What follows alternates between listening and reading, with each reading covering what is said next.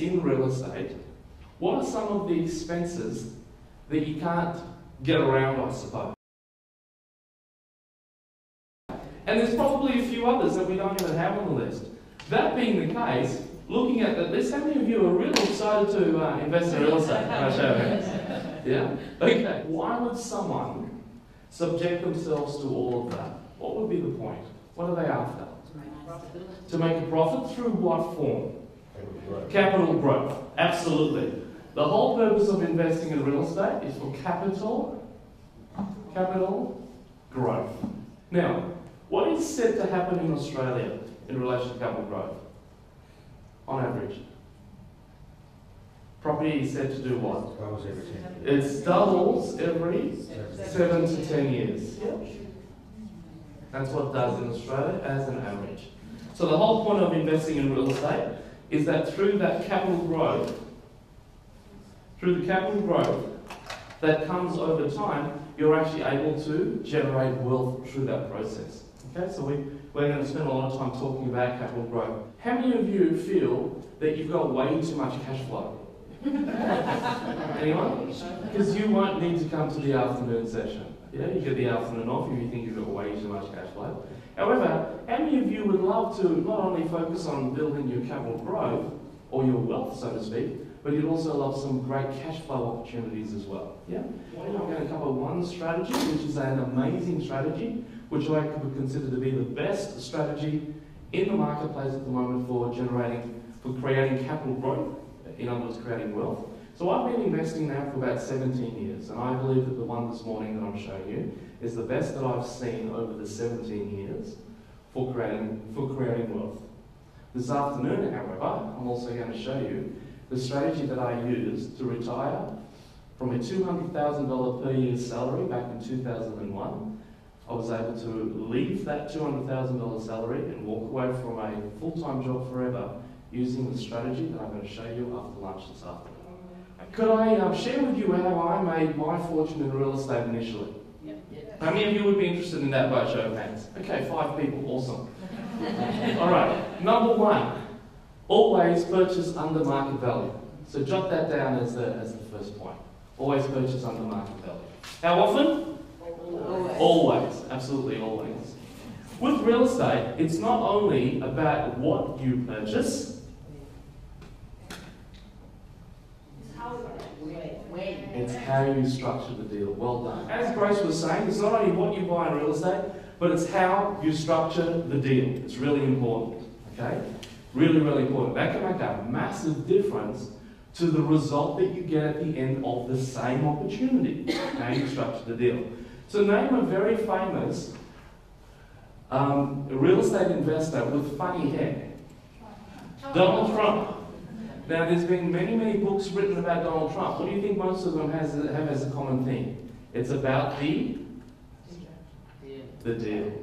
It's about what I call the art and science of the deal. Yeah. Donald Trump has been able to create billions of dollars in real estate in one of the most expensive cities for real estate investing in the world, and he's been able to do that because of how he structures the deal.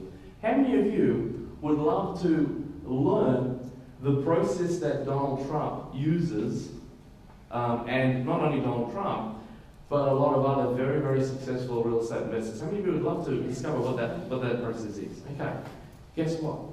That's what I'm going to show you today.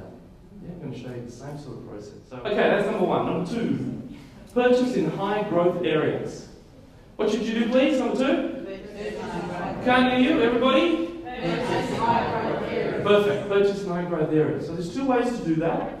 Either invest in locations that have a history of capital growth, or invest in a location that has certain things happening now that will cause explosive capital growth over the next 7 to 10 years. So, 3, so look at other ways to increase value. Okay, number 3, look at other ways to increase value. How many of you agree with me that they are all important? All of them. In other words, I don't pursue a real estate opportunity unless I'm able to achieve All three. So if I'm not able to achieve all three, or the potential of all three, what do you think I do with the opportunity? I leave it, I walk away. Yeah? And for example, how you do the deal as part of number one, purchasing under market value, I'll share an example with you. There's a particular acreage property, it's 62 acres on the beach in the Byron Bay area that I've been negotiating on for 2 years now. And in that 2 years, the price has come down $1.5 million. Okay, I've been able. So I believe at a $2 million discount, it will be the right buy for me. So how many of you would agree? 2 years is a long time to be negotiating on something. Would you agree? But is it worth the $1.5 million that I've shaved off the price so far? Absolutely, yeah. One of my earlier successes in real estate investing was this particular house. So, in fact, that's actually a really good photo of it, to be honest. There's actually quite some damage there, and some of the windows are cracked. And it's one of those houses where the neighbours are located so close that if you look through your lounge room window, you can also look through their lounge room window and watch their TV if you want. It's really awesome. Okay. Now, being that I'm making so much fun of that house, what was I really buying that property for? Land. I was buying for the land. Perfect. I was buying for the land. Now, it was a deceased estate, and their initial asking price was $395,000. After a number of weeks, maybe a couple of months of negotiating, my wife and I picked up this house for only $254,500. So that's a saving of over $140,000 on the asking price. Who thinks that's a really good negotiation by show of hands? Yeah? How many of you would love to know how to negotiate that well? Yeah? Okay. Now, I've got a better question for you. How many of you don't care about learning that skill? You'd love for me just to do it for you. Yeah, how many of you would love me to just do it for you by show of hands? Would that be much more exciting?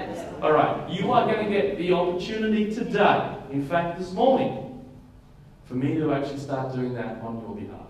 Excited? Right. Now, over the next 8 months, and an investment of a further $140,000, we turn it into that. Yeah? How many of you would agree with me that's a lot better and maybe even livable? And in fact, before it was renovated, when I first walked into the place, it horrified me to think that someone had been living in the house in that state. Yeah? It just absolutely fascinated me that someone would do that. However, the thing about real estate, it's not always necessarily about what you can see as an end product with your eyes. It's the potential that you can see, that you can visualize in your mind. So successful real estate investing is about what you can visualize in your mind. Because what most people do is buy what they can see with their eyes. And they pay a massive premium for that. So, going through the numbers, the initial asking price was $395. We purchased it for $254,500. We then invested another $140,000 and 8 months worth of our time to renovate it. So the total investment in that one house was $394,500. 6 weeks after the 8 months worth of renovation, we had it revalued at $650,000. What that meant was we had increased the equity in that place by over $250,000. In other words, what I had done, my wife and I had done, is increased our net worth in that one house by over $250,000. So we think that's a pretty fine effort. Yeah? Okay. So, we love that so much, it triggered a chain of several houses that we then bought and did the same strategy on. And in the space of 3 years, we were able to accumulate $2.9 million worth of real estate. Yeah? So everything is not about effort. Yeah? Now, that's not such a big deal because I know a number of people, have a number of friends who've also been able to achieve that. The difference for us that I think was a big deal is that we did all of that in that 3-year period with neither of us having a normal job, with neither of us having a full-time job. Yeah, we were full-time investors at the time. So who thinks that would be pretty cool? How many of you would be more interested in knowing how to do that strategy as an example?